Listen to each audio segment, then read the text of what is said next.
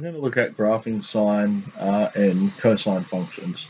You see I have a basic graph here, and I've gone between the values of 1 and -1, and all the way up to 360 degrees on the x-axis. The reason I've done this is it mimics the unit circle. If we look at the unit circle, I'm going from 0 degrees all the way around to 360, and I've gone 1 unit around each way. So it's the same thing I've done here.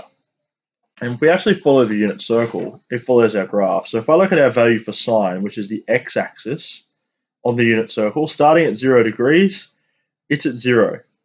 As I start to move up, okay, it's looking at our y value here. It's going to get higher and higher and higher until it peaks at 1 at 90 degrees. So that's here.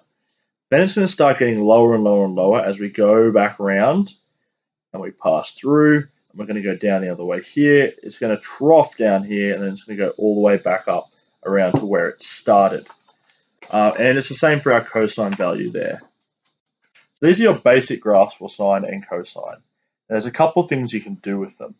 So I might end up getting a graph that looks something like this. Y equals 2 sine 2x. Might ask me to graph that. There's a couple of values here we have to take note of. I'm going to draw my little thing here. Now, I'm going to say as well that I want to graph this, the function of x, between the values of 0 and 360 degrees. All that means is I want to actually go up to 360 degrees on my graph and 0 there. It might ask you between negative 180 and 180, something like that, but that's what it's asking for. Okay. So I'm going to make this easier for myself instantly, and I'm going to split this in half. 180 degrees, split that in half again. I know that'll be 270. I know that'll be 90. So looking at this value here, there's a couple of things I have to take note of. The first one is this value out the front there, which is going to be the amplitude. Now, the amplitude refers to how far either side of wherever your center is, the graph is going to go. So here my amplitude's been 1. That says 2. So it means my amplitude is going to go out to 2 and extend down to -2. All that means it's going to be a taller graph. The other thing we're going to look at here is the period. Now the period is how many times my graph is going to repeat itself. It will determine how frequently our graph repeats itself every 360 degrees.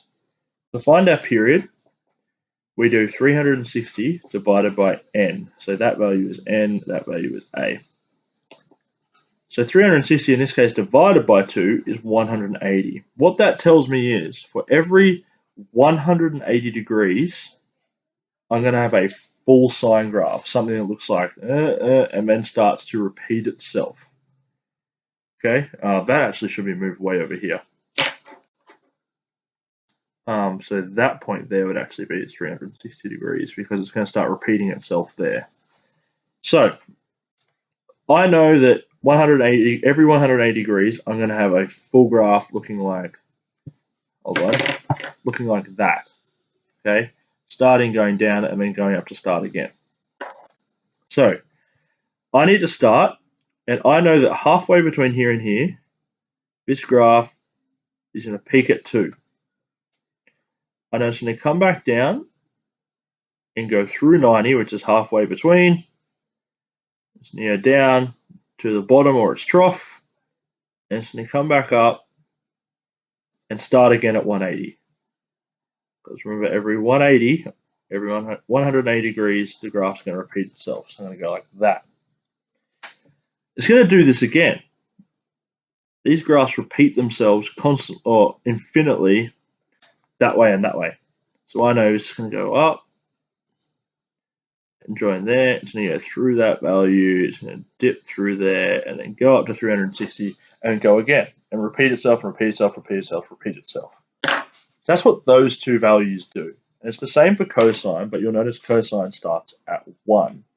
So if I had something that said graph y equals 3 cos, I'm just going to 2x again.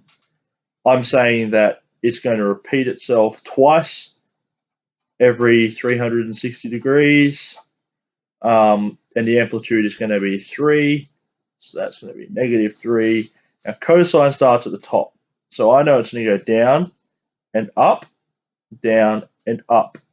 okay, 2 times in 360 degrees. So it's going to go down and up like that, down and up, down and up, down and up, something like that.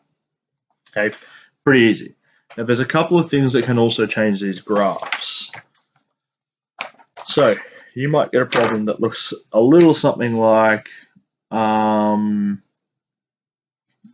y equals -2 sine, I'm just going to say x plus 3. So a couple of things that have changed here. I have a -2 and I have a +3 on the end. So I'm going to draw my graph here like this.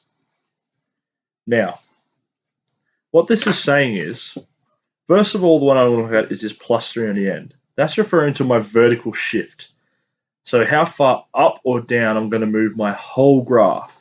Now before, we were starting at 0 to draw all our graphs from.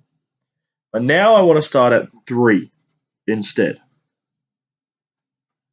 This is going to be the new middle line, if you will, for my graph. Now my amplitude is -2 here. So it means it's going to go down -2. So my graph's going to end at 1. It's also going to go up 2 again to 5 because my amplitude is still 2. It's just that the -2 is actually going to flip our graph. So this happens for both sine and cos. It's going to flip our graph. So my period hasn't changed because I have sine of x. So if I did 360 divided by 1, it's going to be 360. So it means every 360 degrees, so I'm just going to mark off 360 degrees here. Just every 360 degrees, I'm going to have a full sine wave. The thing is, I have a -2 here. So I'm going to just really highlight the range that my graph is going to operate in as well. It's going to operate between there and between there. So I know that my sine graph is going to repeat itself once in 360 degrees. Now, sine graph usually looks like this. It starts, it goes up to 1, it comes down, and there. I'm actually going to go, because I've got a negative out the front, I need to flip my graph. Okay, so it means instead of starting and going up and hitting my bottom value, I'm going to start from my new starting position because of my vertical shift at 3. Down to my lower ends of my amplitude, which is down at 1 because I've gone 2 down. I'm going to go up. I'm going to cross over in the middle here, go to 1. I'm going to head back down and start to repeat myself again. So you can see that's flipped again. I'm going to draw what just 2 sine x plus 3 would look like. 2 sine x would be like normal. It would go up first, cross over at the exact same point, go down, touch the middle, and then rejoin. Okay, so it's flipped my graph. Now a cosine graph looks a little bit different as well, but it's the same premise. So a cosine graph usually starts at whatever our the top value is for our amplitude and goes like that. Now a negative amplitude, it would simply start at the bottom instead. It would cross over in the same point. It would come to its peak. It would cross over at the same point here and then go down like that. And that's the only difference between y equals cos of x and y equals negative cos of x. And that's basically how you graph trigonometric functions.